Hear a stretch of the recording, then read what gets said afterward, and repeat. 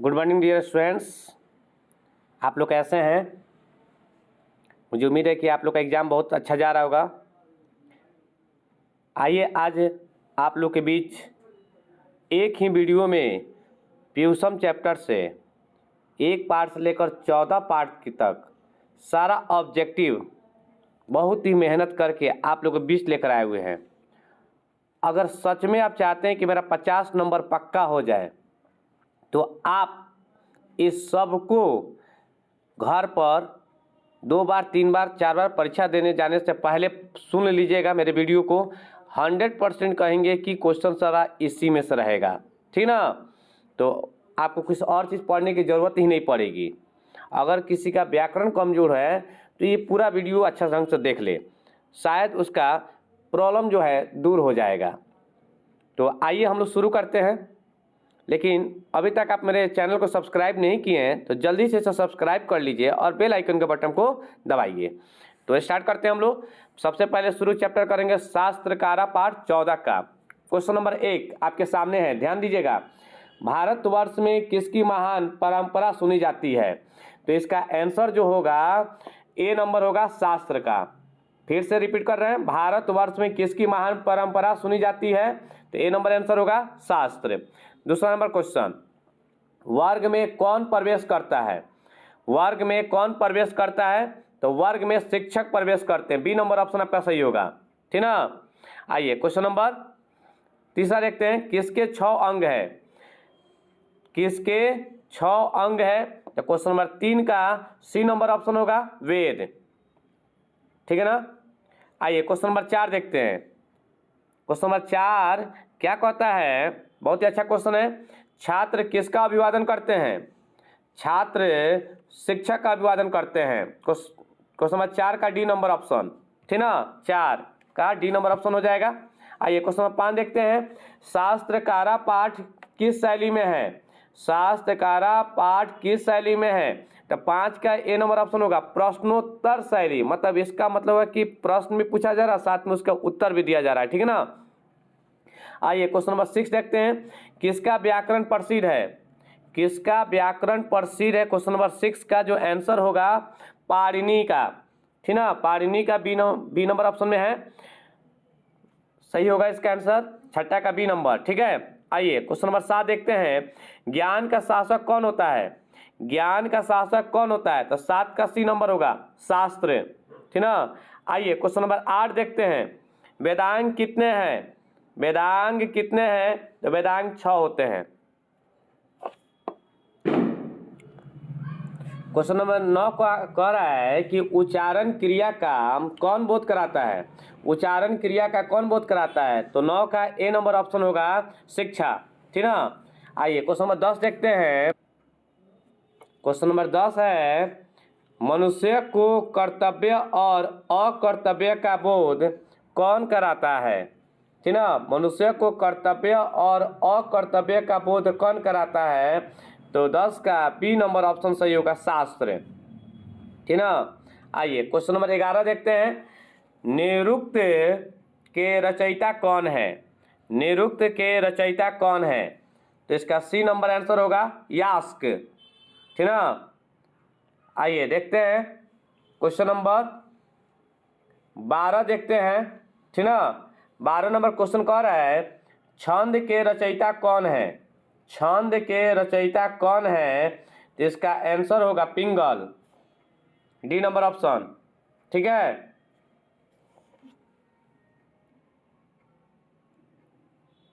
आइए question number 13 देखते हैं।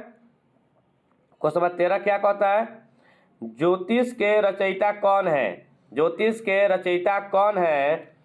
तो इसका जो आंसर होगा ए नंबर होगा पाणिनि, पाणिनि होगा, ठीक ना? क्वेश्चन नंबर 14 कह रहा है, कर्मकांड के रचनाकार कौन है? कर्मकांड के रचनाकार कौन है? तो 14 का आपका बी नंबर ऑप्शन होगा गौतम। क्वेश्चन नंबर 15 कह रहा है, योग दर्शन के संस्थापक कौन है? योग दर्शन के संस्थापक कौन है? तो योग से आपको याद है ना, पतंजलि। पतंजलि किसका है? रामदेव बाबा का तो याद रखिएगा योग के दर्शन मतलब पतंजलि, मतलब सी नंबर ऑप्शन आपका बिल्कुल सही होगा, ठीक ना। आइए क्वेश्चन नंबर 16 देखते हैं। सांख्य दर्शन के संस्थापक कौन है? सांख्य दर्शन के संस्थापक कौन है? तो डी नंबर ऑप्शन आपका सही होगा, कपिल, ठीक ना, कपिल। क्वेश्चन नंबर 17 क्या कह रहा है? न्याय दर्शन के संस्थापक कौन है? तो न्याय दर्शन के संस्थापक जो हैं गौतम है, ए नंबर ऑप्शन आपका सही होगा, ठीक ना। आइए 18 नंबर ऑप्शन देखते हैं। वैशेषिक दर्शन के संस्थापक कौन है? तो 18 का बी नंबर ऑप्शन आपका होगा कलनाद, ठीक ना। आइए 19 नंबर क्वेश्चन देखते हैं। मीमांसा दर्शन के संस्थापक कौन है? मीमांसा दर्शन के संस्थापक कौन है? तो जैमिनी। आइए क्वेश्चन नंबर 20 देखते हैं। वेदांत दर्शन के संस्थापक कौन है? वेदांत दर्शन के संस्थापक कौन है? तो 20 का डी नंबर होगा बदरायण, ठीक ना। 21 नंबर क्वेश्चन क्या कह रहा है कि कृषि विज्ञान को किसने लिखा है? कृषि विज्ञान को किसने लिखा है? तो इसका भी आंसर 21 का डी नंबर ही होगा, बदरायण, ठीक ना। आइए क्वेश्चन नंबर 22 देखते हैं। भट्टियानामा के रचनाकार कौन है? नाम से ही स्पष्ट है कि इसमें आंसर क्या छिपा हुआ है।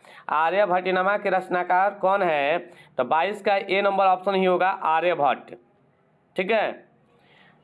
आइए क्वेश्चन नंबर 23 देखते हैं। बृहत संहिता के रचनाकार कौन है? बृहत संहिता के रचनाकार कौन है? तो वाराहमिहिर, बी नंबर होगा, ठीक है। इस प्रकार 14 पार्ट का ऑब्जेक्टिव, 23 ऑब्जेक्टिव हमने आपको बता दिया। इस चैप्टर का सबसे इम्पोर्टेंट ऑब्जेक्टिव था, इसे आप जरूर पढ़ लीजिएगा। अब हम लोग पढ़ेंगे 13 पार्ट का विश्व शांति, ठीक ना। तो आइए हम लोग शुरू करते हैं। अगर आप मेरे चैनल पर नए हैं तो सब्सक्राइब कर लीजिए, ताकि कोई भी वीडियो आपके पास पहुंचे तो इसके बारे में आपको जानकारी हो जाए। तो आइए हम लोग जानते हैं क्वेश्चन नंबर 24 क्या कह रहा है। विश्व शांति पाठ से जुड़ा हुआ है 24 नंबर। विश्व शांति पाठ में किस वातावरण का चित्रण किया गया है? विश्व शांति पाठ में किस वातावरण का चित्रण किया गया है? तो 24 का ए नंबर होगा, अशांति। आइए क्वेश्चन नंबर 25 देखते हैं। देशों के बीच झगड़ों को शांत करने के लिए कौन संस्था है? देशों के बीच झगड़ों को शांत करने के लिए कौन संस्था है? मतलब इस क्वेश्चन से स्पष्ट है कि अगर दो देशों के बीच में लड़ाई हो रही है तो इसके बीच में कौन संस्था है जो इस दोनों देश को मतलब समझा बुझा सकता है, ठीक ना। तो इसका 25 का बी नंबर ऑप्शन होगा, संयुक्त राष्ट्र संघ, ठीक ना, संयुक्त राष्ट्र संघ है 25 का बी नंबर। क्वेश्चन नंबर 26 क्या कहता है? दुख का विषय क्या है? दुख का विषय क्या है? तो 26 का सी नंबर होगा, सार्वभौमिक अशांति, ठीक ना। 27 नंबर क्वेश्चन कह रहा है असहिष्णुता कौन पैदा करता है? ठीक ना, असहिष्णुता कौन पैदा करता है? तो 27 का डी नंबर होगा, द्वेष, ठीक ना। ठीक है ना, 27 नंबर क्वेश्चन था असहिष्णुता कौन पैदा करता है? तो द्वेष, 27 का डी नंबर हो गया। 28 नंबर क्वेश्चन देखते हैं। अशांति मानवता का क्या कर रही है?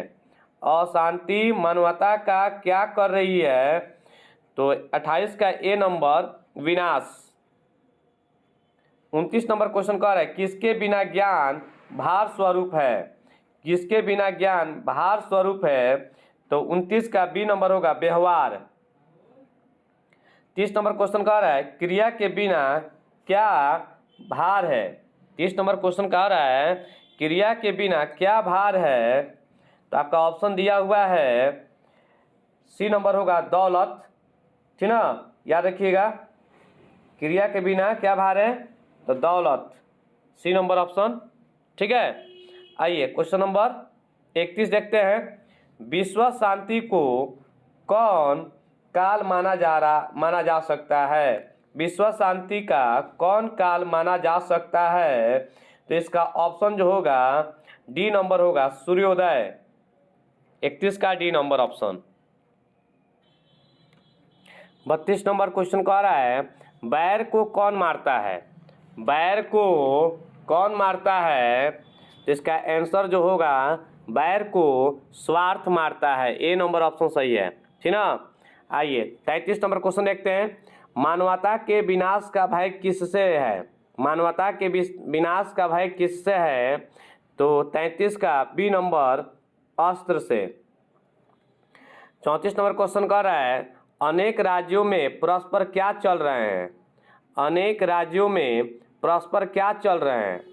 तो 34 का सी नंबर ऑप्शन होगा शीत युद्ध। शीत युद्ध का मतलब होता है कि बिना अस्त्र से लड़ा जाता है, ठीक ना, सिर्फ गोली से होता है, इसलिए ये उधर से कमेंट पास करेगा, वो उधर से कमेंट पास करेगा, इसका मतलब ये हुआ। आइए क्वेश्चन नंबर 35 देखते हैं। क्या बलपूर्वक निवारणीय है? क्या बलपूर्वक निवारणीय है? तो 35 का डी नंबर ऑप्शन सही होगा, स्वार्थोपदेश। स्वार्थोपदेश होगा 35 का डी नंबर। आइए एक 36 नंबर क्वेश्चन देखते हैं। अशांति के कारण कितने हैं? अशांति के कारण कितने हैं? तो अशांति के दो ही कारण होते हैं। ए नंबर ऑप्शन आपका सही होगा। आइए 37 नंबर देखते हैं। 37 नंबर क्वेश्चन जो है भारतीय दर्शन का मूल तत्व किसे माना जाता है? भारतीय दर्शन का मूल तत्व किसे माना जाता है? तो 37 का बी नंबर होगा, शांति। 38 नंबर क्वेश्चन कह रहा है अशांति सागर के तटों के बीच कौन स्थित है? अशांति सागर के तटों के बीच कौन स्थित है? तो याद रखिएगा 38 का सी नंबर आंसर, ठीक ना, 38 का सी नंबर आंसर संसार होगा, ठीक है।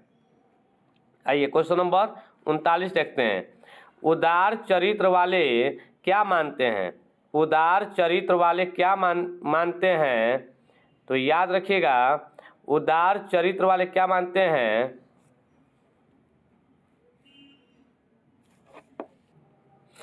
तो 39 का डी नंबर ऑप्शन आपका सही होगा, स्वार्थे वर्सर्वम। 13 पार्ट भी अब खत्म हो गया। अब हम लोग 12 चैप्टर शुरू कर रहे हैं। कर्णस्य दानवीरता आप अभी तक देखते रहिए, ये महामुकाबला चल रहा है आप लोग के बीच में। इसमें ये देखना है कि कितने बच्चे जो हैं अपना सही बना रहे हैं, वो अपना रेशियो देखें कि मैट्रिक में वो साल भर क्या पढ़े हैं, उनका क्या परफॉर्मेंस है, वो देखिए अपने आप को, ठीक ना, कि अब कितना आपका सही होता है, कितना आपका गलत होता है, ठीक है।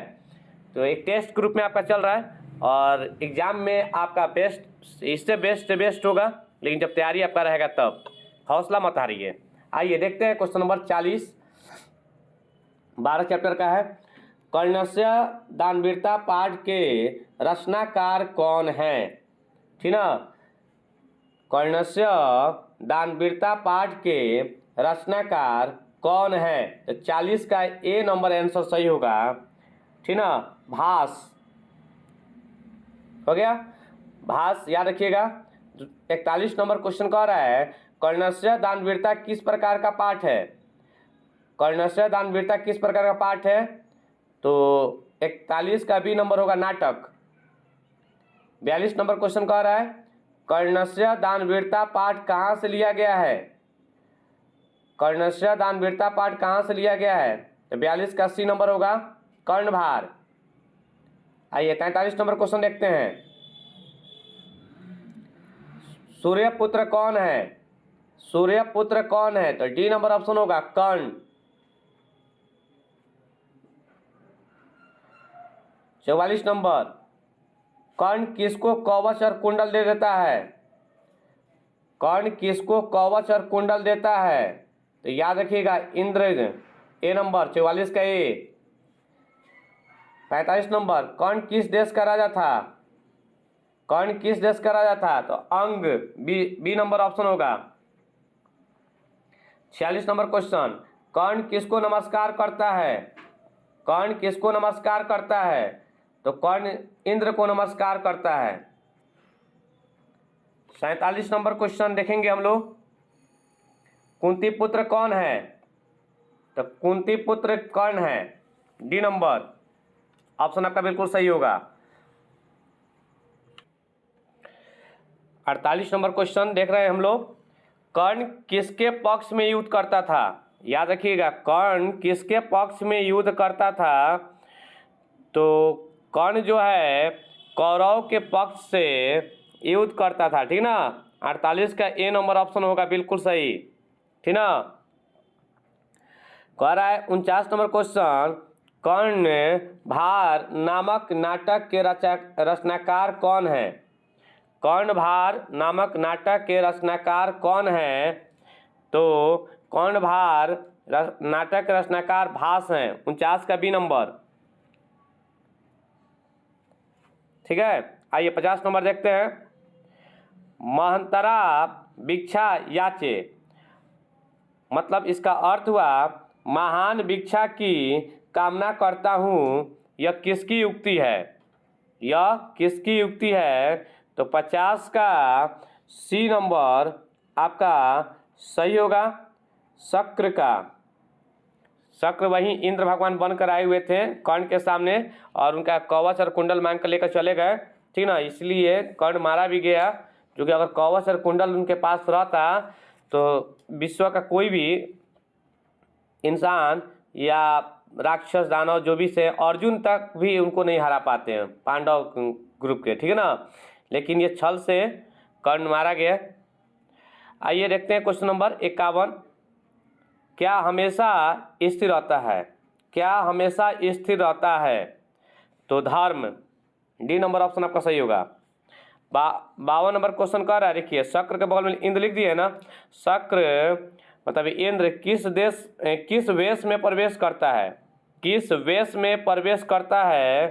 तो याद रखिएगा, शक्र किस वेश में प्रवेश करता है? तो 52 का आपका डी नंबर ऑप्शन बिल्कुल सही होगा, ब्राह्मण, ठीक ना। आइए क्वेश्चन नंबर 53 देखते हैं। बहुत ही अच्छा क्वेश्चन है। मजबूत जड़ वाले कौन गिर जाते हैं? मजबूत जड़ वाले कौन गिर जाते हैं? तो 53 का ए नंबर वृक्ष। आइए क्वेश्चन नंबर 54 देखते हैं, 54। किसने छल पूर्वक दान में कवच और कुंडल ले लिया? तो इसका आंसर होगा 54 का बी नंबर, इंद्र, जो ब्राह्मण के रूप धारण करके आए हुए थे। आइए क्वेश्चन नंबर 55 देखते हैं। धर्मो ही यत्न डैश डैश दे दिया है, उसमें बताना है गुणाधार्यन्ते। श्लोक जो है कहाँ से लिया गया है? याद रखिएगा, यह श्लोक जो है कर्णस्य दान वीरता पाठ से लिया गया है, मतलब सी नंबर, 55 का सी। आइए क्वेश्चन नंबर 56 देखते हैं। देवता और असुरों द्वारा क्या भेदने योग्य नहीं है? देवता और असुरों द्वारा क्या भेदने योग्य नहीं है? तो 56 का डी नंबर ऑप्शन सही होगा, कवच। याद रखिए, मैंने बोला ना कि कर्ण जो है बहुत ही बलवान था। उसके बलवान का कारण ये था कि उसके पास क्या था? कवच कुंडल था, लेकिन वो छल कपट से ले लिया गया। आइए क्वेश्चन नंबर 57 देखते हैं। कवच कुंडल के साथ किसका जन्म हुआ था?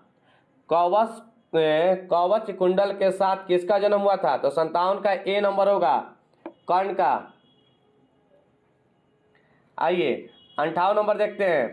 भास के कितने नाटक उपलब्ध हैं? भास के कितने नाटक उपलब्ध हैं? तो भास के 13 नाटक उपलब्ध हैं।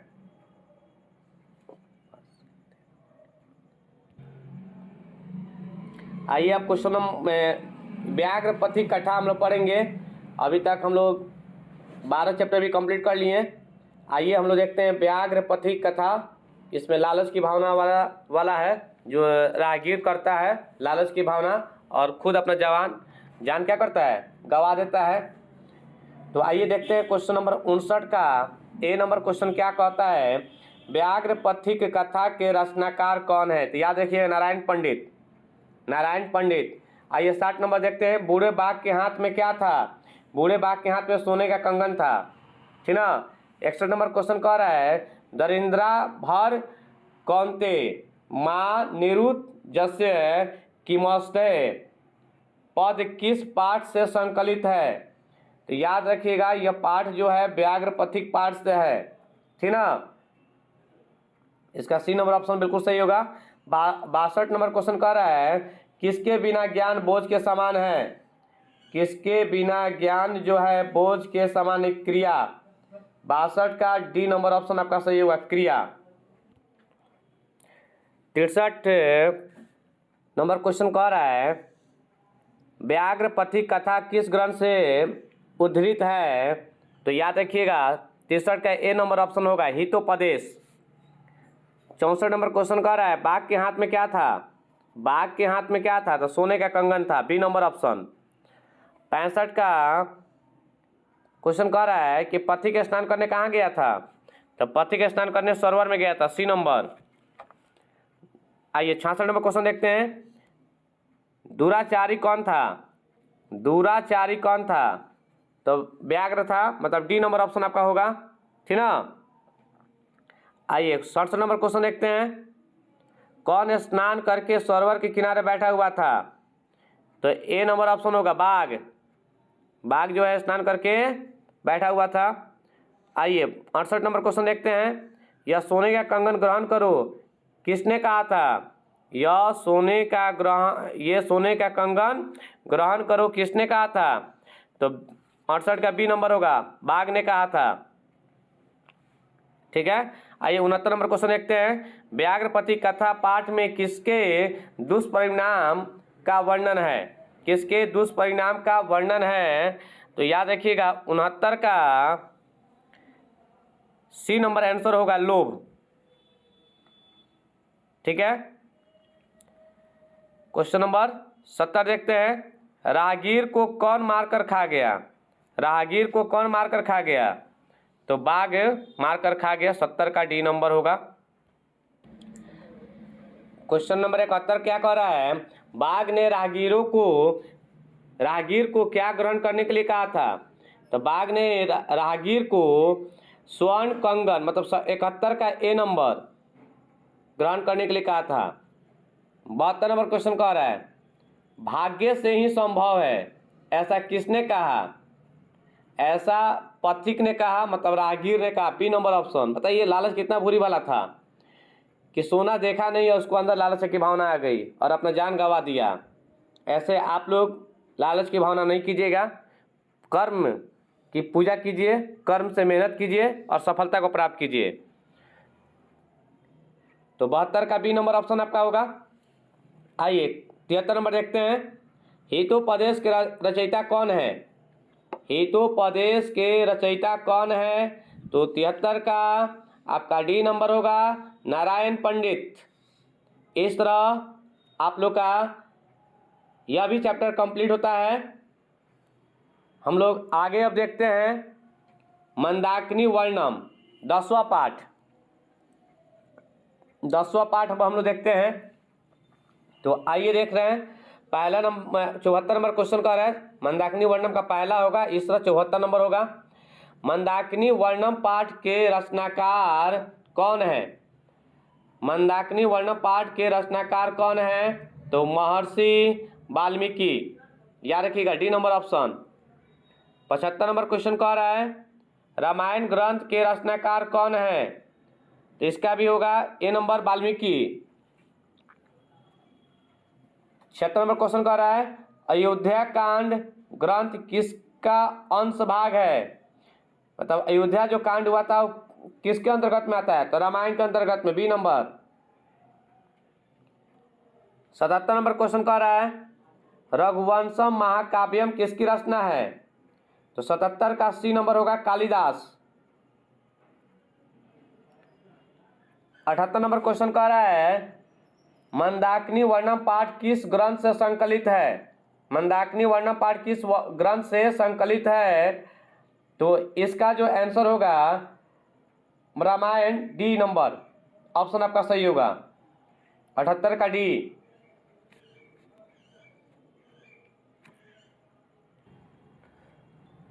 79 नंबर क्वेश्चन कह रहा है, 79 इसको हम लोग कहते हैं, वनवास प्रसंग में राम लक्ष्मण और सीता के साथ कहाँ पहुँचते हैं? तो याद रखिएगा ए नंबर ऑप्शन आपका सही होगा, चित्रकूट। ठीक ना। 80 नंबर क्वेश्चन क्या कहता है, मंदाकिनी नदी किस पर्वत के निकट बहती है? मंदाकिनी नदी किस पर्वत के निकट बहती है? तो 80 का बी नंबर होगा, चित्रकूट पर्वत। 81 नंबर क्वेश्चन कह रहा है, मंदाकिनी वर्णम पाठ रामायण के लिए कांड किस कांड से संग्रहित है? तो 81 का सी नंबर होगा, अयोध्या कांड। ठीक है ना। 82 नंबर क्वेश्चन देखते हैं, कालिदास ने किस नदी का वर्णन किया है? कालिदास ने किस नदी का वर्णन किया है? तो 82 का आंसर जो होगा आपका डी नंबर ऑप्शन होगा, मंदाकिनी।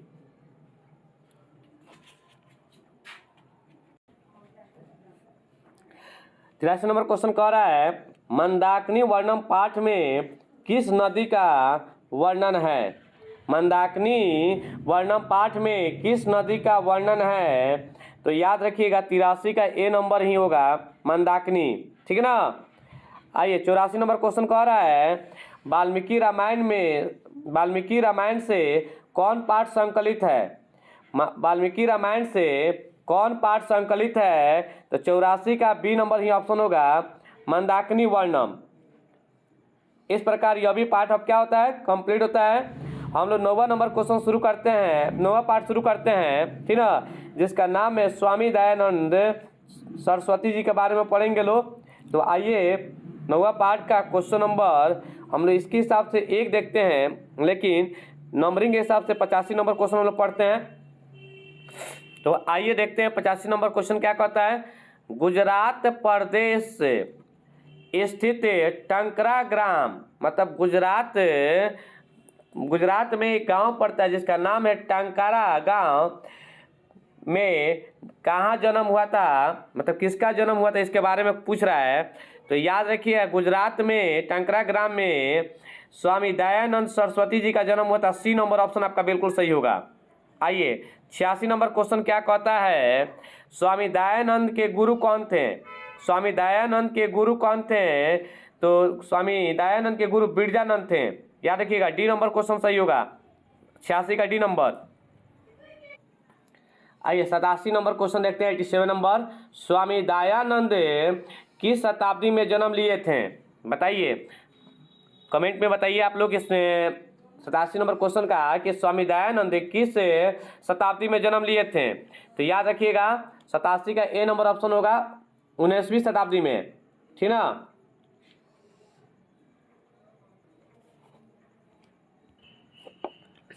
क्वेश्चन नंबर 88 कह रहा है, स्वामी दयानंद की शिक्षा किस भाषा से प्रारंभ हुई? स्वामी दयानंद की शिक्षा किस भाषा से प्रारंभ हुई? तो बताइए, जिस विषय में आपको पढ़ने तक सही से नहीं आता है, सोचिए उनकी भाषा, उनकी शिक्षा उसी भाषा से शुरुआत हुई। तो समझ सकते हैं इसका आंसर मैंने क्या कहना चाह रहे हैं। तो 88 का बी नंबर ऑप्शन बिल्कुल सही होगा, संस्कृत। आइए 89 नंबर क्वेश्चन क्या कहता है, दयानंद को कौन उपदेश दिए हैं? तो आपको इससे पहले बताए हैं जो उनके गुरु होंगे वही उपदेश दिए होंगे।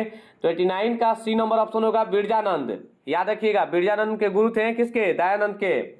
96 नंबर क्वेश्चन, 90 नंबर क्वेश्चन क्या कह रहा है, स्वामी दयानंद किस प्रकार का पाठ है? मतलब स्वामी दयानंद किस प्रकार का पाठ है? तो 90 का आपका जो आंसर होगा डी नंबर होगा, वो निबंध है। ठीक ना। 91 नंबर क्वेश्चन कह रहा है, आर्य समाज के संस्थापक कौन है? आर्य समाज के संस्थापक कौन है? तो दयानंद सरस्वती। 91 का ये नंबर। ठीक है। 92 नंबर क्वेश्चन, स्वामी दयानंद का जन्म किस प्रदेश में हुआ था? तो मैंने कुछ देर पहले ही बताया था, गुजरात में। याद रखिएगा 92 का B number option. 93 number question, Swami Dayanand ने किसकी रचना की है? तो सत्यार्थ प्रकाश की। याद रखिएगा सत्यार्थ प्रकाश की रचना किए हैं, सी नंबर ऑप्शन होगा। क्वेश्चन नंबर 94 देखते हैं, दयानंद का निधन कब हुआ था? दयानंद का निधन कब हुआ था? तो 94 का डी नंबर होगा 1883। निधन का मतलब होता है मृत्यु। क्वेश्चन 95 कह रहा है किसका नाम मूल शंकर था? किसका नाम मूल शंकर था? याद रखिएगा दयानंद जी का बचपन का नाम मूल शंकर था, याद रखिएगा इस बात को, मूल शंकर। ठीक है, आइए 96 नंबर क्वेश्चन देखते हैं। स्वामी दयानंद जी का जन्म कब हुआ था? स्वामी दयानंद जी का जन्म कब हुआ था? तो 96 का बी नंबर ऑप्शन होगा 1824 ईस्वी में। और निधन कब हुआ था बताएं कुछ देर पहले? 1883 ईस्वी में, याद रखिएगा इस बात को। 97 नंबर क्वेश्चन कह रहा है स्वामी दयानंद जी का बचपन में क्या नाम था उनका? तो अभी जस्ट बताए हैं 97 का सी नंबर मूल शंकर। मूल शंकर उनका बचपन में नाम था। आइए 98 नंबर क्वेश्चन देखते हैं। स्वामी दयानंद जी का जन्म किस प्रकार के परिवार में हुआ था? स्वामी दयानंद जी का जन्म किस प्रकार के परिवार में हुआ था? तो 98 का डी नंबर होगा कर्मकांडी। मतलब कर्मकांडी का मतलब होता है जिसके घर परिवार में हमेशा भगवान जी का पूजा पाठ अगर होते रहता है, ठीक है ना, सब मतलब देवी देवताओं को ज़्यादा मानते हैं लोग, उन्हीं के घर में कहीं ना कहीं वैसे बच्चे का जन्म होता है, ठीक है ना। तो डी नंबर ऑप्शन होगा कर्मकांडी। भाई 99 नंबर क्वेश्चन क्या कर रहा है? दयानंद का परिवार किसका उपासक था? दयानंद का परिवार किसका उपासक था? तो याद रखिएगा जो आज जो पूजा चल रहा है शिवरात्रि का, ठीक ना, 99 का ए नंबर शिव, ठीक ना, शिव भगवान जी का। 100 नंबर क्वेश्चन कह रहा है कौन हिंदू समाज से तिरस्कृत होकर धर्म परिवर्तन कर रहा था? दोनों बार लिखा गया धर्म परिवर्तन। कौन हिंदू समाज से तिरस्कृत होकर धर्म परिवर्तन कर रहा था? तो याद रखिएगा बी नंबर ऑप्शन होगा दलित। दलित परिवार जो है धर्म परिवर्तन कर रहे थे। आइए क्वेश्चन नंबर 101 देखते हैं।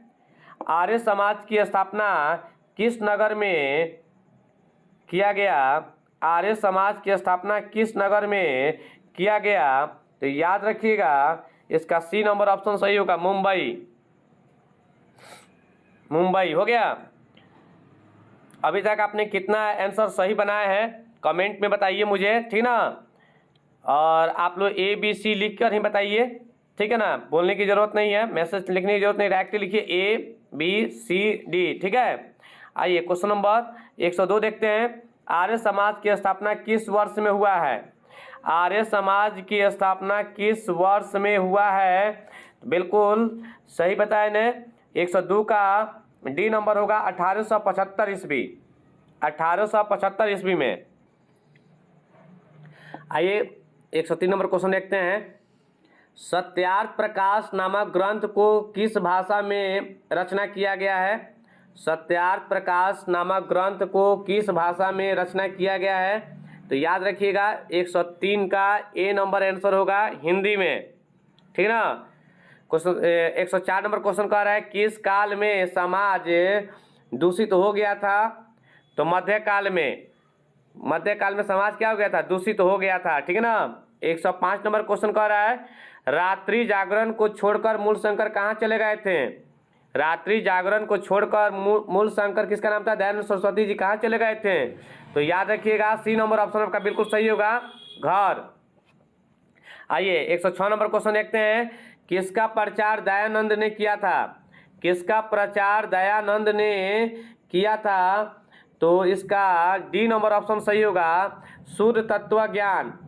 शुद्ध तत्व ज्ञान का प्रचार किए थे, ठीक ना। आइए क्वेश्चन नंबर 107 नंबर देखते हैं। समाज और शिक्षा के उदारक कौन थे? तो दयानंद सरस्वती जी थे। 107 का ए नंबर ऑप्शन होगा। 108 का क्वेश्चन है मध्यकाल में किसमें आडंबर था? आडंबर का मतलब होता है दिखावा, लोग दिखावा पर ज़्यादा करते हैं, ठीक ना। तो मध्यकाल में किसमें दिखावा था? तो धार्मिक कार्य में। बी नंबर ऑप्शन आपका सही होगा। आइए 109 नंबर क्वेश्चन देखते हैं। कौन मेधावी था? तो दयानंद। सी नंबर में दयानंद, ठीक ना।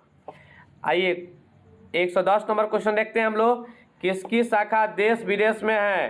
किसकी शाखा देश विदेश में है?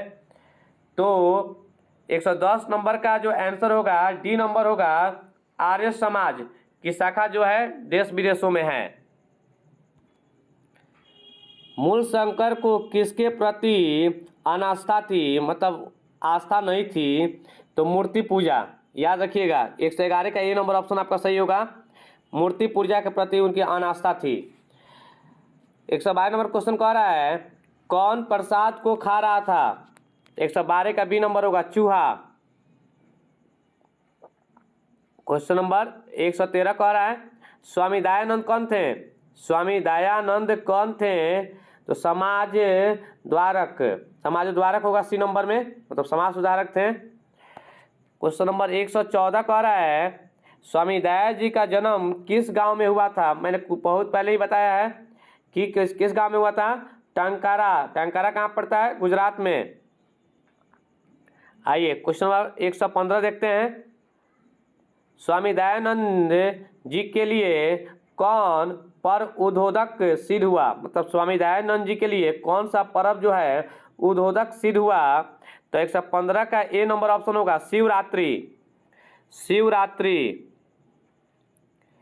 116 नंबर क्वेश्चन,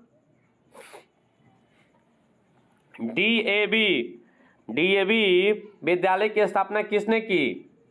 देखिए डीएवी विद्यालय की स्थापना दयानंद के अनुयायी ने किया था, मतलब उनके कोई कार्यकर्ता सब मिलकर जो दयानंद जी के करीब थे, ठीक ना, तो दयानंद के अनुयायी के ने डीएवी की स्थापना किए थे लोग, ठीक है ना। 117 नंबर क्वेश्चन कह रहा है मूल शंकर को बिरजानंद के दर्शन कहाँ हुए? ठीक ना, मूल शंकर को बिरजानंद के दर्शन कहाँ हुए? आखिर बिरजानंद कौन है? तो मूल शंकर के गुरु है। मूल शंकर कौन है? तो दयानंद सरस्वती जी हैं। तो इनका जो दर्शन है, इसका 117 का सी नंबर आंसर सही होगा, मथुरा में। आइए क्वेश्चन नंबर 118 देखते हैं। मूल शंकर को मूर्ति पूजा के प्रति अनास्था होने के दूसरे वर्ष में किसका निधन हो गया था? मतलब कहने का मतलब है कि जब मूल शंकर मतलब दयानंद सरस्वती जी को मूर्ति पूजा के प्रति जब अनास्था हुई थी, ठीक ना, तो उसके बाद उनके घर में किसकी मृत्यु हो गई थी? एक साल दूसरे वर्ष में, मतलब दूसरे साल में, तो उनकी बहन की मृत्यु हो गई थी। डी नंबर ऑप्शन होगा, मूल शंकर की बहन की मृत्यु हो गई थी, ठीक है ना। क्वेश्चन नंबर 119 नंबर क्वेश्चन कह रहा है, लेकिन इससे पहले मैं बता दूं कि जो इससे पहले वाला पार्ट था वो खत्म हो गया, ठीक है ना। हम लोग शुरू कर रहे हैं लोग करमवीर कथा का, तो 8वां पार्ट है, ठीक है ना। तो आइए देखते हैं 119 नंबर क्वेश्चन, करमवीर कथा किस प्रकार की कथा है? करमवीर कथा जो है किस प्रकार की कथा है? तो लघु कथा, याद रखिएगा ए नंबर ऑप्शन आपका सही होगा, लघु कथा। 120 नंबर क्वेश्चन कह रहा है करमवीर कथा में किस पुरुष का वर्णन है? करमवीर कथा में किस पुरुष की वर्णन है? तो याद रखिएगा करमवीर के कथा में दलित पुरुष की वर्णन है, बी नंबर। आइए क्वेश्चन नंबर 121 देखते हैं। करमवीर राम परवेश राम के परिवार के सदस्यों की कुल कितनी संख्या है? सदस्यों की कुल कितनी संख्या है? तो सिर्फ 4। मतलब कौन कौन आप जानते हैं ना, एक बेटा, एक बेटी, एक पत्नी और एक मुखिया जो है राम परवेश राम, ठीक ना, ये 4 आदमी थे लोग। चलिए क्वेश्चन नंबर 122 देखते हैं। करमवीर उत्साह से क्या प्राप्त होता है? करमवीर उत्साह से क्या प्राप्त होता है? तो याद रखिएगा महत्व पद, डी नंबर, महत्व पद, ठीक ना, बहुत ही बड़ा अच्छा पद उसको मिलता है। आइए क्वेश्चन नंबर 123 देखते हैं। राम परवेश राम कहाँ के पुस्तकालयों में पुस्तकों को आत्मसात किया? राम परवेश राम कहाँ के पुस्तकालयों में पुस्तकों को आत्मसात किया? महाविद्यालय में, याद रखिएगा ए नंबर ऑप्शन होगा, महाविद्यालय। 124 नंबर क्वेश्चन कह रहा है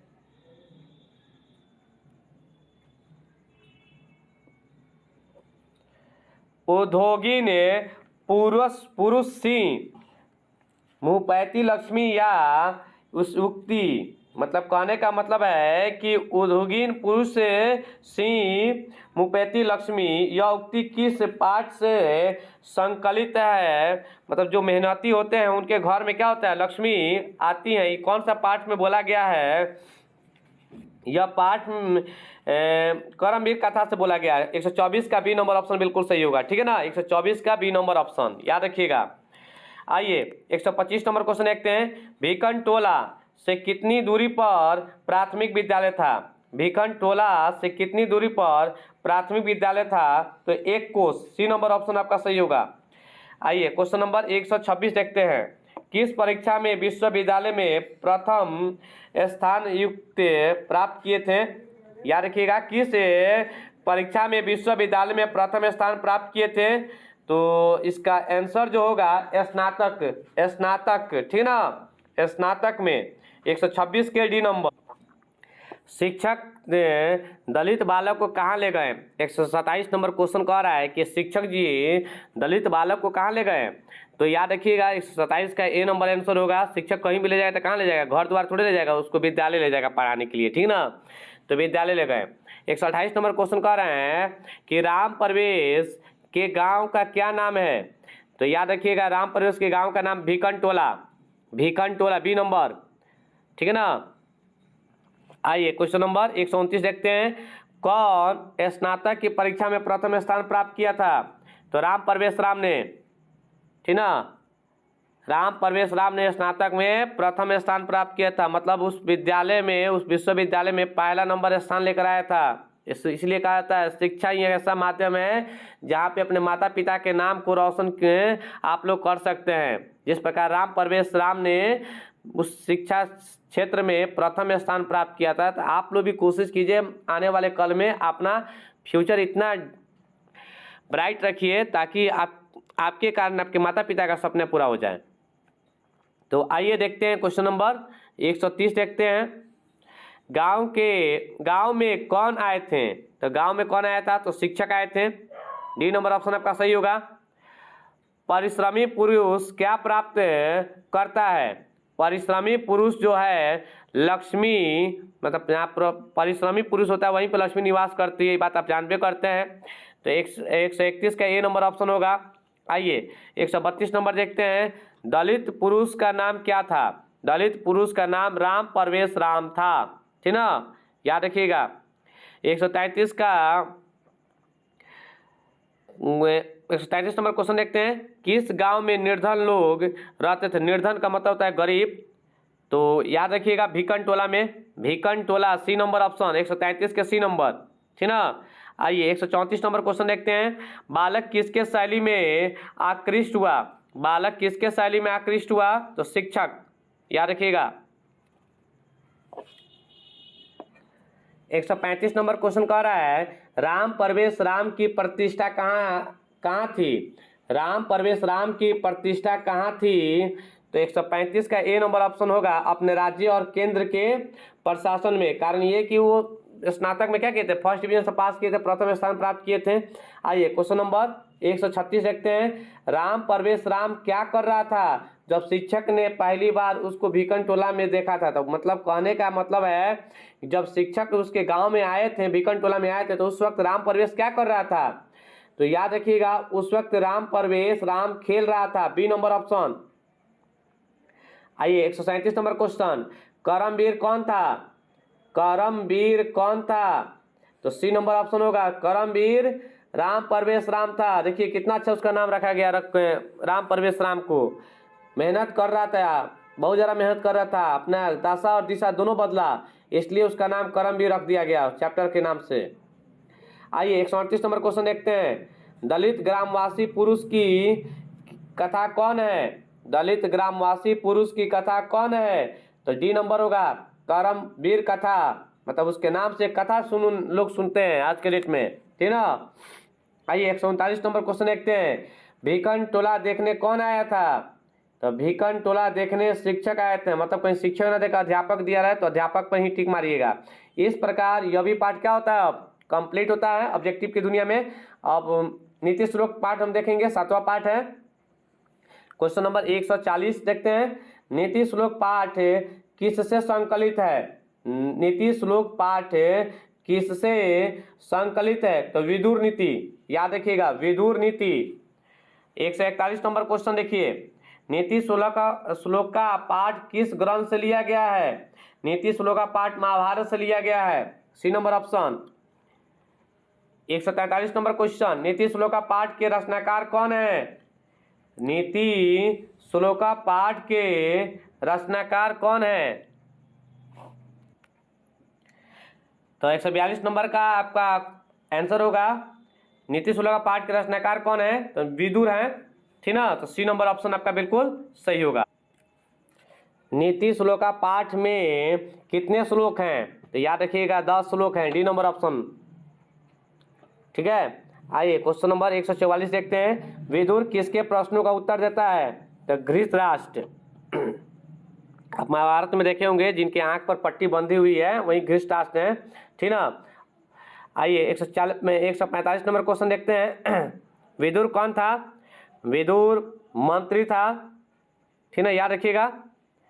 146 नंबर क्वेश्चन कह रहा है विदुर नीति के रचनाकार कौन है? विदुर नीति के रचनाकार कौन है? तो विदुर हैं, ठीक है ना। आइए क्वेश्चन नंबर 147 देखते हैं। विदुर नीति किस ग्रंथ का अंश विशेष है? विदुर नीति किस ग्रंथ का अंश विशेष है? तो याद रखिएगा डी नंबर ऑप्शन होगा महाभारत। अपयश को कौन मारता है? अपयश को कौन मारता है? तो विनम्रता, ए नंबर ऑप्शन होगा। 149 नंबर क्वेश्चन देखते हैं। कैसे पुरुष सभी जगह सुलभ होते हैं? कैसे पुरुष सभी जगह सुलभ होते हैं, मतलब जो बहुत ही प्रियवादी होते हैं, मधुरवादी बोलते हैं। तो बी नंबर ऑप्शन आपका बिल्कुल सही होगा। बिना बुलाए कौन आता है? बिना बुलाए कौन आता है? बिना बुलाए कौन आता है बताइए। मतलब आप किसी घर पे चले जाते हैं बिना बुलाए तो उसको क्या बोला जाता है? याद है ना, मूर्ख कहा जाता है, याद रखिएगा। इसलिए कहीं भी बिन बुलाए मेहमान बनकर मत जाइए। 151 नंबर क्वेश्चन, सभी जीवों के सत्य को जानने वाला कौन है? तो पंडित होता है। बिना पूछे बोलने वाला कौन होता है? तो मूर्ख होता है। बिना पूछे नहीं बोलना चाहिए बीच में, और ना ही किसी के घर जाना चाहिए बिना बुलाए, नहीं तो उसको मूर्ख लोग समझते हैं। आइए 153 नंबर क्वेश्चन देखते हैं। काम, क्रोध और लोभ किसके द्वार है? काम, क्रोध और लोभ किसके द्वार हैं? तो नरक के, याद रखिएगा B number option. 154 number question कह रहा है धर्म की रक्षा किससे होती है? धर्म की रक्षा किससे होती है? तो धर्म की रक्षा सत्य से होती है, सी नंबर ऑप्शन आपका होगा। 155 नंबर क्वेश्चन देखते हैं लोग।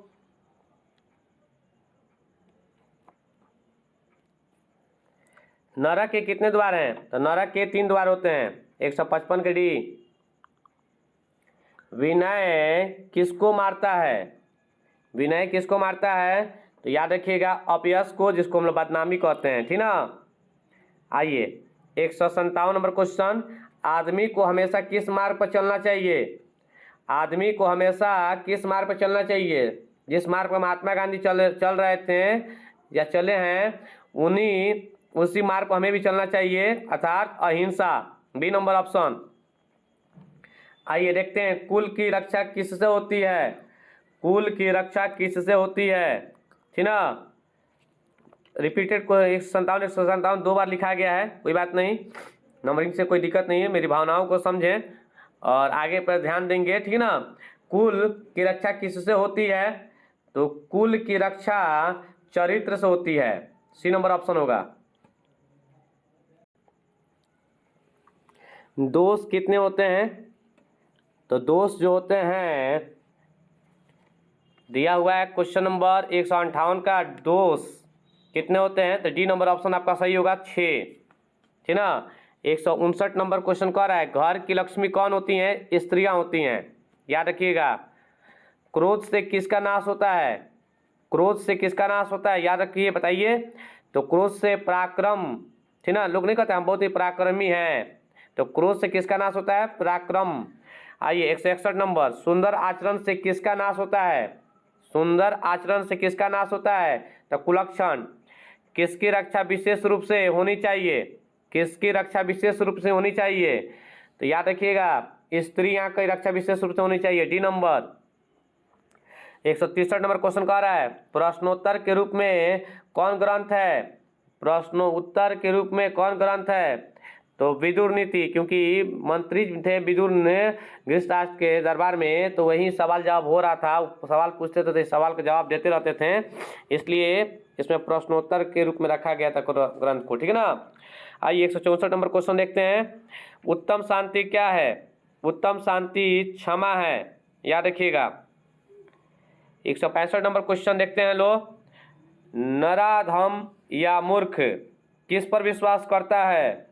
नराधम या मूर्ख किस पर विश्वास करता है? तो 165 का सी नंबर क्वेश्चन होगा, अविश्वासी। 166 नंबर क्वेश्चन कह रहा है, विद्या की रक्षा किससे होती है?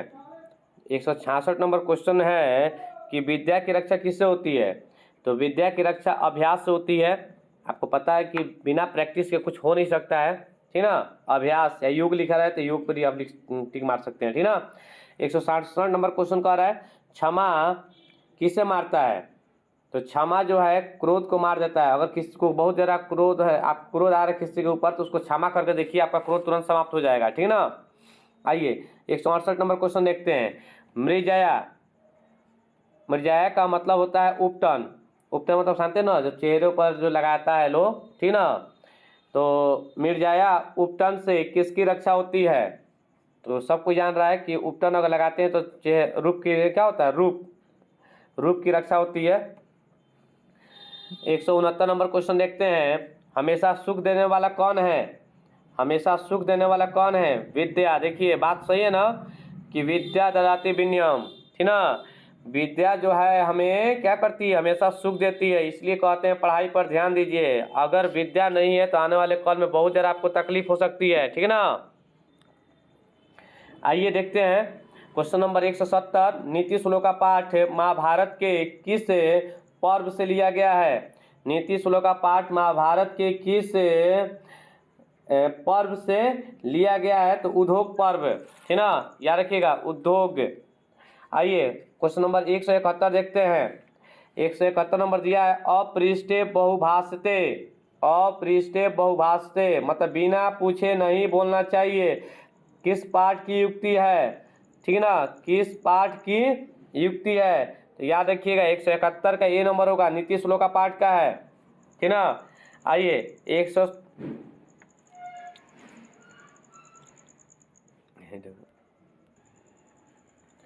तो वही देख रहे थे कि यहाँ पे नंबरिंग थोड़ा सा गड़बड़ी हो गई है, ठीक है ना। क्योंकि आप लोगों की बहुत मेहनत किया जा रहा था, रात रात में जग जग कर ये सब मेहनत लिखा गया है, तो वहीं हो सकता है कि नींद में कहीं इधर से इधर नंबरिंग हो गया है, ठीक है ना। लेकिन इस नंबरिंग से आप नहीं चलिएगा, क्वेश्चन नंबर पर ध्यान रखिएगा, ठीक है। और अपना टेस्ट जरूर देते रहिए। आइए देखते हैं क्वेश्चन नंबर 100, इसके अकॉर्डिंग 177 नंबर क्वेश्चन देखते हैं, परम तृप्ति देने वाली क्या है? नहीं, इससे पहले क्वेश्चन क्या बोले थे? अपृष्ठे बहुभाषते, बिना पूछे नहीं बोलना चाहिए, किस पाठ से की युक्ति है? तो 171 के हिसाब से था, तो आपको बताए थे ना कि नीति श्लोक का पाठ से हो जाएगा। 177 नंबर क्वेश्चन कह रहा है, परम तृप्ति देने वाली क्या है? तो परम तृप्ति देने वाली विद्या होती है, बी नंबर होगा आपका ऑप्शन। रूप की रक्षा किससे होती है? तभी कुछ देर पहले बताए हैं, रूप की रक्षा उपटन से होती है, मृज्या से होती है, सी नंबर ऑप्शन आपका सही होगा। आचार का हनन किससे होता है? तो याद रखिएगा अलक्षण, डी नंबर ऑप्शन होगा आपका सही।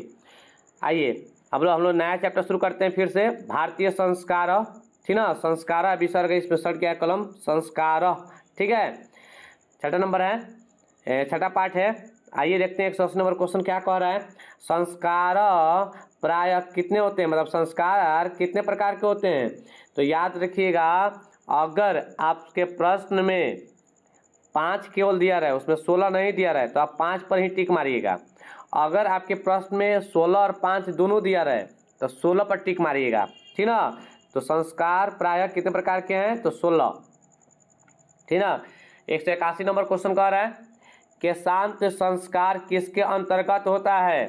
कि शांत संस्कार किसके अंतर्गत होता है? तो याद रखिएगा कि शांत शिक्षा काल, B number option. 182 number question कह रहा है 182 नंबर क्वेश्चन है चूड़ा कर्म संस्कार किसके अंतर्गत होते हैं? तो शैशवावस्था, सी नंबर। ठीक है, आइए देखते हैं 182 नंबर क्वेश्चन। शिक्षा संस्कार कितने होते हैं? तो 5 होते हैं। शिक्षा संस्कार 5 होते हैं।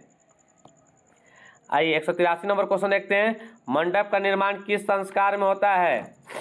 मंडप का निर्माण किस संस्कार में होता है? तो आपको तो पता ही है, शादी ब्याह में मंडप बनता है ना, तो वही 183 का ए नंबर होगा, विवाह। 184 नंबर क्वेश्चन कह रहा है कि कन्यादान किस संस्कार में होता है? तो ये भी जानबे करते हैं, लड़की को विदाई करके लोग दान दे देता है, ठीक ना, तो उसी को क्या बोलते हैं? कन्यादान कहते हैं। तो 184 का बी नंबर ऑप्शन आपका होगा, विवाह। 185 नंबर क्वेश्चन कहते हैं मरने के बाद कौन संस्कार होता है? मरने के बाद दाह संस्कार होता है, याद रखिएगा। 185 का सी नंबर। आइए हम लोग आगे क्वेश्चन का देखते हैं। नामांकन किस संस्कार में होते हैं? नामांकन किस संस्कार में होते हैं? तो डी नंबर ऑप्शन होगा, बचपन में। गृहस्थ काल में कितने संस्कार होते हैं? तो याद रखिएगा, सिर्फ एक होते हैं गृहस्थ काल में। 182 नंबर क्वेश्चन कह रहा है सप्तपदी क्रिया किस संस्कार में होते हैं? सप्तपदी का अर्थ होता है 7 फेरा। शादी के समय 7 फेरा लिया जाता है ना, तो किस संस्कार में आप वचन देते हैं? तो विवाह संस्कार में, बी नंबर ऑप्शन। बचपन में कितने संस्कार होते हैं? बचपन में कितने संस्कार होते हैं? तो 2 संस्कार होते हैं, सी नंबर ऑप्शन आपका होगा। गर्भधारण किस संस्कार में होते हैं? गर्भधारण किस संस्कार में होते हैं?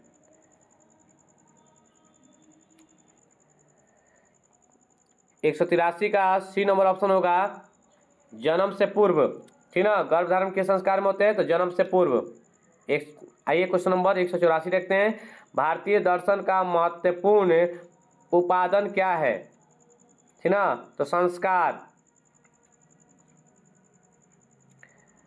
आइए क्वेश्चन नंबर आगे देखते हैं हम लोग। भारतीय दर्शन का महत्वपूर्ण स्रोत क्या है? भारतीय दर्शन का महत्वपूर्ण स्रोत क्या है? तो संस्कार। प्राचीन संस्कृति की पहचान, प्राचीन संस्कृति की पहचान किससे होती है?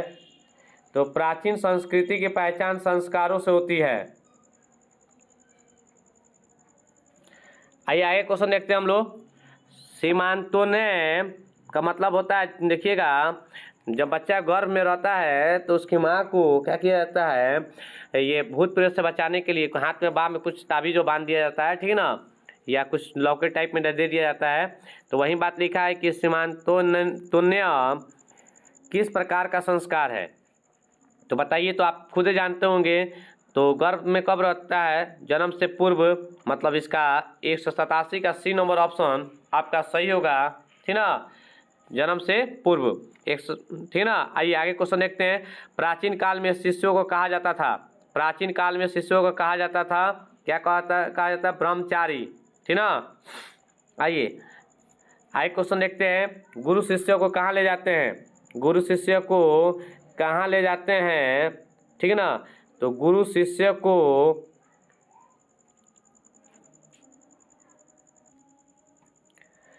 तो इसका आंसर होगा घर। उस वक्त के गुरु जो थे अपने शिष्यों को अपने घर ले जाते थे, वहीं पे उनको रख कर पढ़ाते थे अपने घर के पास, अपने घर में ही, ठीक ना। आइए क्वेश्चन देखते हैं। शिक्षा नियमों का पालन कौन करता है? शिक्षा नियमों का पालन कौन करता है? शिष्य करते हैं, याद रखिएगा, बी नंबर ऑप्शन। आगे क्वेश्चन देखते हैं हम लोग। गुरु शिष्य को क्या देखकर घर भेजते थे? तो गुरु शिष्य को क्या देकर घर भेजते थे? जब उनकी शिक्षा जब कंप्लीट हो जाती थी तो उनको क्या बोलते थे? उनको उपदेश देकर घर भेजते थे, उपदेश। आगे क्वेश्चन कह रहा है प्राचीन काल में शिष्य वेदारंभ कहाँ करते थे? प्राचीन काल में शिष्य वेदारंभ कहाँ करते थे? मतलब अपने वेद के ज्ञान कहाँ लिया करते थे? तो गुरु के घर पर, डी नंबर ऑप्शन। भारतीय संस्कृति का परिचय किस में दिखाई पड़ता है? भारतीय संस्कृति का परिचय किस में दिखाई पड़ता है? तो संस्कार, ए नंबर। अंतिम शिक्षा संस्कार का नाम है, अंतिम शिक्षा संस्कार का नाम है, बताइए कौन सा हो सकता है? तो सामवर्तनम, लिख लीजिए, बी नंबर ऑप्शन आपका होगा। पानी ग्रहण किस संस्कार में होता है? याद रखिएगा, पानी ग्रहण जो है किस संस्कार में होता है? तो इसका आंसर जो होगा, पानी ग्रहण किस संस्कार में होता है? तो विवाह संस्कार में होता है, ठीक है ना। आइए क्वेश्चन देखते हैं। विवाह संस्कार के अंतर्गत क्या नहीं आता है? तो विवाह संस्कार के अंतर्गत आप जानबे करते हैं, वागदान मतलब वचन देने वाला, कन्यादान अइबे करता है, सिंदूरदान अइबे करता है, डी नंबर नहीं आता है, गोदान मतलब गाय दान करने वाला नहीं होता है। तो विवाह संस्कार के अंतर्गत क्या नहीं आता है? तो गोदान। लेकिन आजकल विवाह संस्कार में भी देखने को मिल रहा है कि लास्ट टाइम में पंडित जी लोग कहते हैं, जो कन्यादान करते हैं, कहते हैं कि इतना रुपया दे दीजिए, गोदान कर दिए। लेकिन यहाँ इस चैप्टर के अनुकूल देखा जाए तो गोदान ही ऑप्शन आपका बिल्कुल सही होगा, ठीक है। आइए देखते हैं 197 नंबर क्वेश्चन। कब गुरु शिष्य को उपदेश देकर घर भेजते थे? कब गुरु जो है शिष्य को उपदेश देकर घर भेजते थे? तो शिक्षा के अवसान, ए नंबर ऑप्शन होगा आपका। आइए आगे क्वेश्चन देखते हैं। अंत्येष्टि संस्कार कब होता है? तो मरने के बाद, बी नंबर। गोदान किस संस्कार का मुख्य कर्म है? गोदान किस संस्कार का मुख्य कर्म है? केशांत, याद रखिएगा, सी नंबर। आगे देखते हैं क्वेश्चन। ग्रंथों में केशांत संस्कार का नामांतरण क्या है? ग्रंथों में केशांत संस्कार का नामांतरण क्या है? तो याद रखिएगा, जिसका आंसर जो होगा,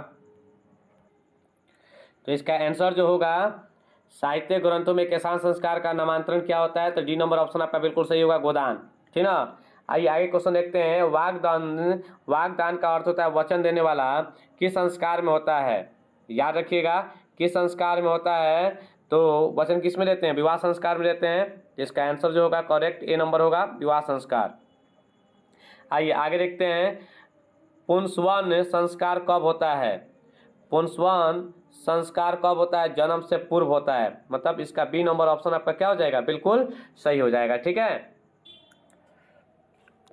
आगे क्वेश्चन है, अभी तक हम लोग का उधर से पीछे से 6 पार्ट तक हम लोग कंप्लीट कर चुके हैं। 5वां नंबर पार्ट है भारत महिमा पार्ट, हम लोग देख रहे हैं। इसका क्वेश्चन है कि पुराण ग्रंथस्य रचनाकारक कौन, मतलब पुराण ग्रंथ के रचनाकार कौन है? तो व्यास होंगे, सी नंबर ऑप्शन आपका सही है, ठीक ना।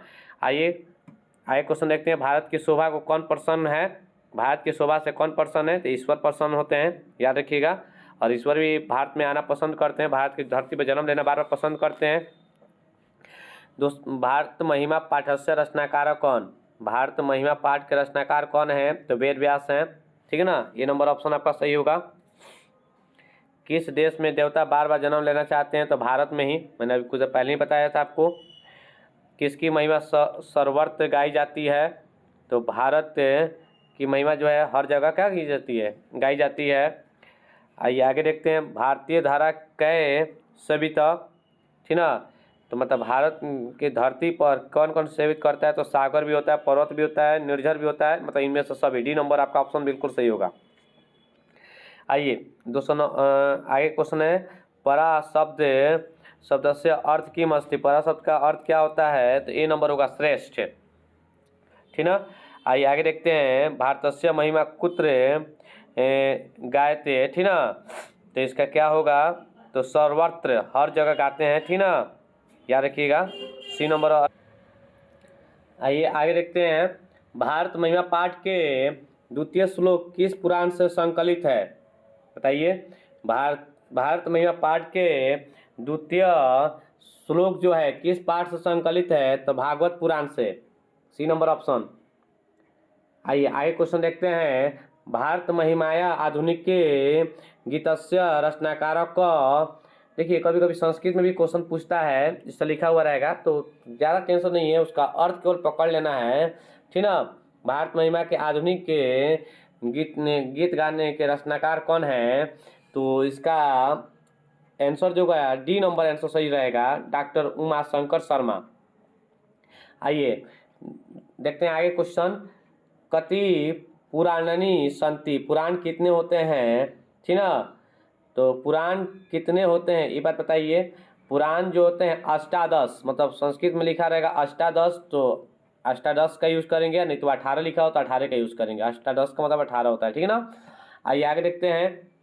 गायंती देवा पुरुषा, यह पाठ किस पुराण से उद्धृत है? ठीक ना, तो इसका जो आंसर होगा बी नंबर विष्णु पुराण से। आगे क्वेश्चन है के गीतकानी गायंती, गीत कौन गाता है? तो बताइए। गीत जो है देवा मतलब देव लोग गाते हैं, मतलब इसका आंसर सी नंबर ऑप्शन होगा, ठीक ना। आगे क्वेश्चन कह रहा है अस्माकं भारतवर्षम मिति कथ्यते, ठीक ना, तो अस्माकं भारतवर्षम मिति कथ्यते देश। इस प्रकार ये भी पाठ खत्म हुआ। मैत्रेयी का वर्णन किस उपनिषद में मिलता है? यह क्वेश्चन जो है संस्कृत साहित्य लेखिका मतलब अध्याय 4, 5 चैप्टर हम लोग उधर खत्म हो गया, अध्याय 4 हम लोग पढ़ रहे हैं लोग, ठीक ना। तो इसका होगा बृहदारण्यक उपनिषद से लिया गया था, याद रखिएगा। उसका ए नंबर आंसर बिल्कुल सही होगा, 217 का ए नंबर ऑप्शन, ठीक है ना। आइए आगे देखते हैं। वरदाम्बिका परिणय चमयू किसकी रचना है? तो ये तिरुमालांबा का बी नंबर ऑप्शन सही होगा आपका, ठीक है ना। आइए आगे देखते हैं। आधुनिक संस्कृत लेखिकासु का प्रसिद्ध, मतलब आधुनिक युग में संस्कृत के लेखक कौन प्रसिद्ध है आज के डेट में? बताइए। तो क्षमा राव, सी नंबर ऑप्शन आपका बिल्कुल सही होगा, पंडिता क्षमा राव होता है, खाली क्षमा राव लिखे हुए, कोई दिक्कत नहीं है। आइए आगे देखते हैं।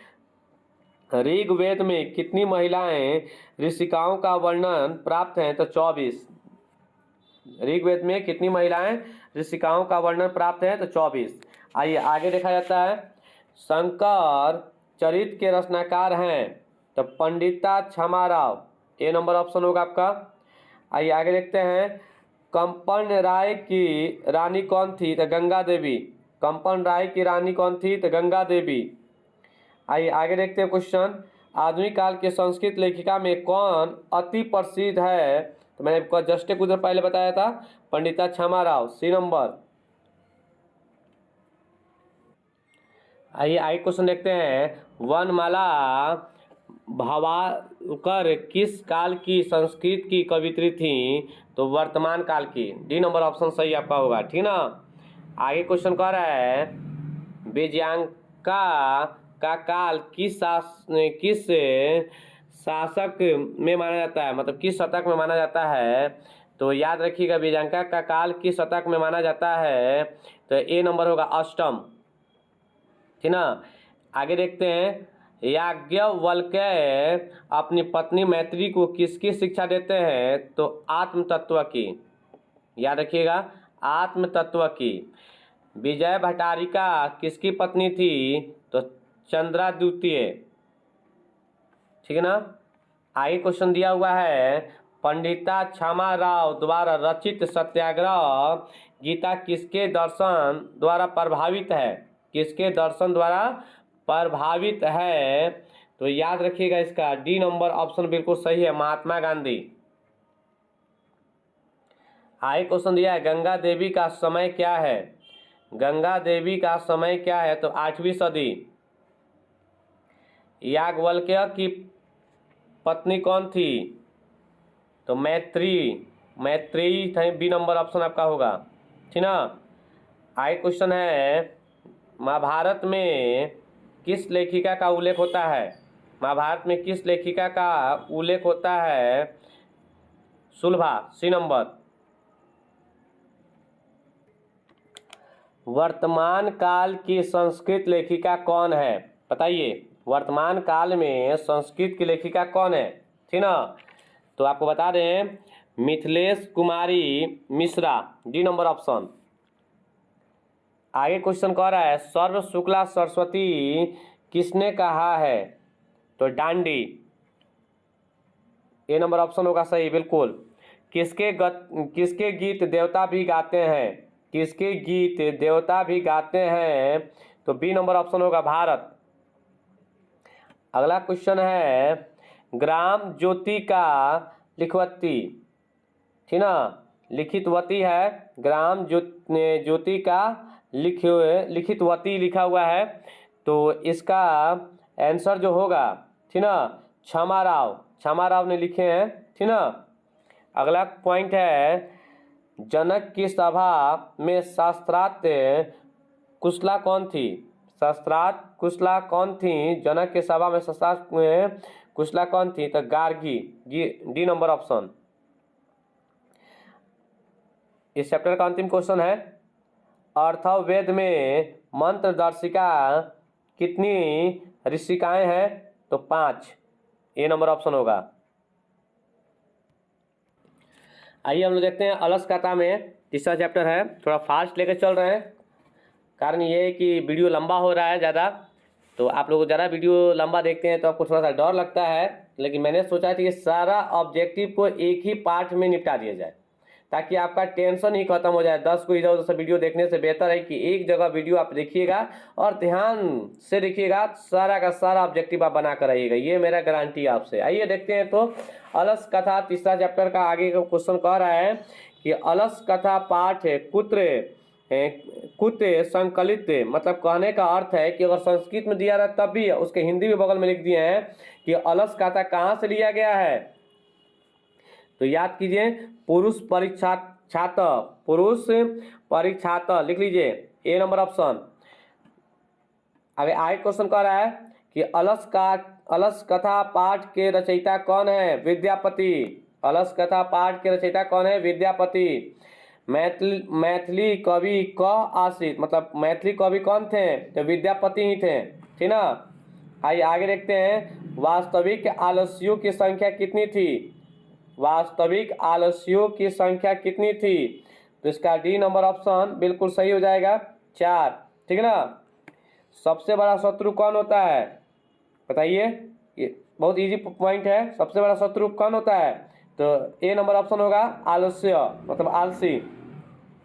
अगला पॉइंट है कि अपनी भूख मिटाने के लिए भी कौन कुछ भी नहीं करता है? बताइए तो, बताइए, जो भूख लगा हो लेकिन वो अपने भूख को मिटाने के लिए वो कुछ भी नहीं करेगा, तो कौन आदमी होता है जी?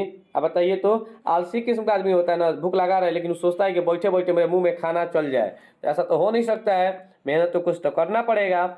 आइए आगे देखते हैं 244 नंबर क्वेश्चन है नीतिकार आलस्य को क्या मानते हैं? नीतिकार आलस्य को क्या मानते हैं? बताइए। नीतिकार आलस्य को शत्रु मानते हैं, सबसे बड़ा दुश्मन वही होता है जो काम नहीं करता है लोग। आगे देखते हैं वीरेश्वर कैसा था? मतलब वीरेश्वर जो था कैसा था? अगर इस क्वेश्चन को बदल के ऐसे ही पूछ दे कि वीरेश्वर कौन था, अगर वीरेश्वर कैसा था तो उसका आंसर होगा दानशील, ठीक ना।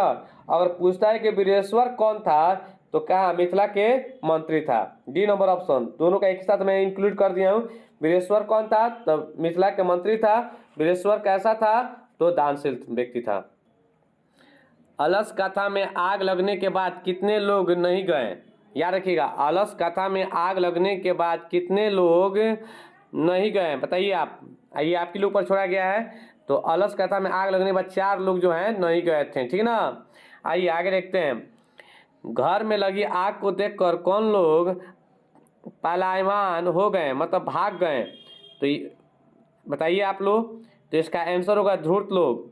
धूर्त लोग का मतलब होता है जो बिना मतलब के आलसी बनकर आए हुए थे खाना खाने के लिए, अपना पेट भरने के लिए, जब देखा कि आग लगा तो भाग गया लोग, ठीक है। आइए 248 नंबर, चारों आलसियों को कैसे बाहर किया गया? चारों आलसियों को केस पकड़कर घसटाते हुए लेकर बाहर निकाला गया था उन लोगों को, ठीक है ना। आगे देखते हैं अलस कथा अंतर्गत मिथिला में कौन मंत्री थे उस वक्त? तो मिथिला के उस वक्त मंत्री कौन थे? बताइए आप लोग। तो वही थे वीरेश्वर, डी नंबर ऑप्शन। अगला पॉइंट है बनावटी आलस्य दिखाकर कौन भोजन करते हैं? तो धूर्त लोग करते हैं, अभी कुछ देर पहले बताए हैं। इस तरह यह भी चैप्टर हम लोग का ऑब्जेक्टिव का क्या होता है? खत्म होता है। आइए आगे देखते हैं पाटलिपुत्र वैभवम दूसरा पार्ट का। किसके काल में पाटलिपुत्र पुत्र की रक्षा व्यवस्था उत्कृष्ट थी? किसके काल में पाटलिपुत्र की रक्षा व्यवस्था उत्कृष्ट मतलब अच्छा था? तो बी नंबर ऑप्शन होगा चंद्रगुप्त मौर्य। ठीक ना। अगला पॉइंट है कि बुद्ध काले पाटलिपुत्रस्य नगरस्य नाम की, मतलब बुद्ध काल जब पाटलिपुत्र में आए थे तो उस समय पाटलिपुत्र का नाम क्या था? तो सी नंबर ऑप्शन हो जाएगा पाटलिग्राम। आइए इसी पार्ट का आगे क्वेश्चन हम देखते हैं। गांधी सेतु कुत्र अस्ति, मतलब कहने का मतलब है कि गांधी सेतु कहाँ है? तो आप तो जनरल करते हैं कहाँ है? पाटलिपुत्र में, मतलब पटना में। डी नंबर ऑप्शन आपका सही होगा। नगरस्य पालिका देवी का अस्ति, मतलब कहने का मतलब है कि नगर की पालिका देवी कौन है? तो पटन देवी। याद रखिए पटना में लोग कहते हैं पटन देवी। ठीक ना। आइए आगे क्वेश्चन देखते हैं। कुटनिम काव्यस्य रचनाकार क, ठीक ना। तो इसका आंसर जो होगा दामोदर गुप्त। दामोदर गुप्ता लिखा हुआ है। ठीक है। आगे देखिए क्वेश्चन क्या दिया है। कस्य महापुरुषस्य जन्म स्थानम पाटलिपुत्रम अस्ति, वह कौन सा महापुरुष है जिनका जन्म पाटलिपुत्र में हुआ है? बताइए। तो आपको याद होगा ना, गुरु गोविंद सिंह। गुरु गोविंद सिंह। ठीक है। आगे देखते हैं क्वेश्चन। सिखों के 10वें गुरु कौन थे? तो सिखों के 10वें गुरु गुरु गोविंद सिंह ही थे। ठीक ना। आइए आगे देखते हैं क्वेश्चन। पाटलिपुत्र किस प्रांत की राजधानी थी? पाटलिपुत्र किस प्रांत की राजधानी थी? तो याद रखिएगा बिहार। आइए आगे देखते हैं। दामोदर गुप्त ने किस काव्य की रचना की? तो कूटनीमत। कूटनीमत बी नंबर ऑप्शन कूटनीमत। आगे दिया है काव्य मीमांसा नामक ग्रंथ के अलिखित, मतलब काव्य मीमांसा नामक ग्रंथ कौन लिखे हैं? तो राजशेखर। याद रखिएगा काव्य मीमांसा नामक ग्रंथ कौन लिखे हैं? तो राजशेखर। आगे क्वेश्चन कह रहा है राजा अशोक के समय पाटलिपुत्र का वैभव कैसा था? राजा अशोक के समय पाटलिपुत्र का वैभव कैसा था? तो समृद्ध था। मेगास्थनीज पटना में किसके समय में आया था? बताइए। मेगास्थनीज जब पटना में आया था तो किसके समय काल में आया हुआ था? तो इसका आंसर होगा ए नंबर ऑप्शन चंद्रगुप्त मौर्य। आगे क्वेश्चन दिया है पाटलिपुत्र मतलब पटना के नाम से कब प्रसिद्ध हुआ था? मध्यकाल में बी नंबर। मध्यकाल में ही, मतलब पाटलिपुत्र पहले कहा जाता था लेकिन अब उसको पटना के नाम से जानते हैं। तो ये कब से प्रसिद्ध है? तो मध्यकाल से।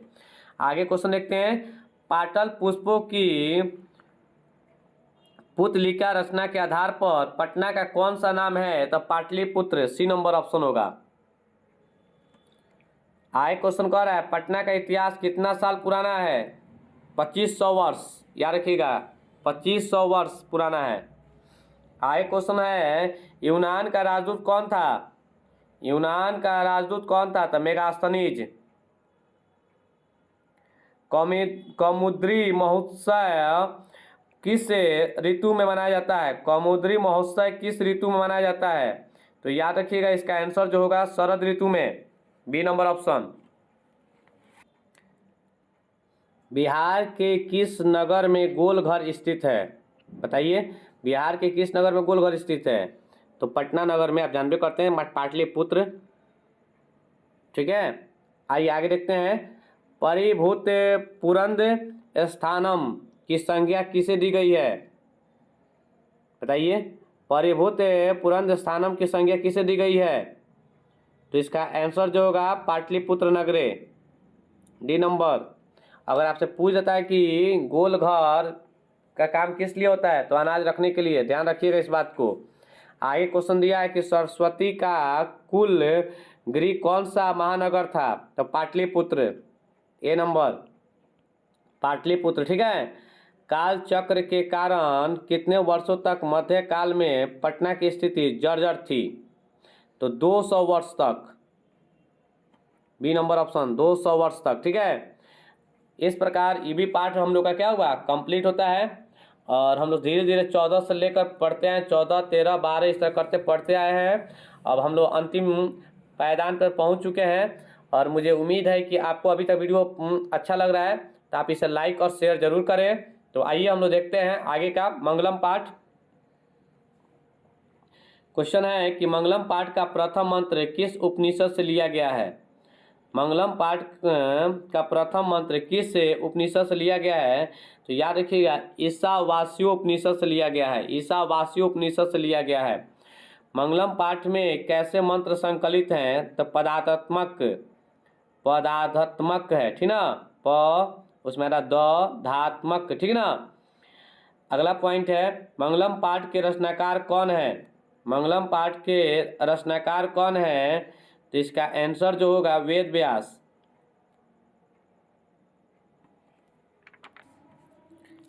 आगे क्वेश्चन कह रहा है इस पाठ का, यह संपूर्ण संसार किसके द्वारा अनुशासित है, बताइए।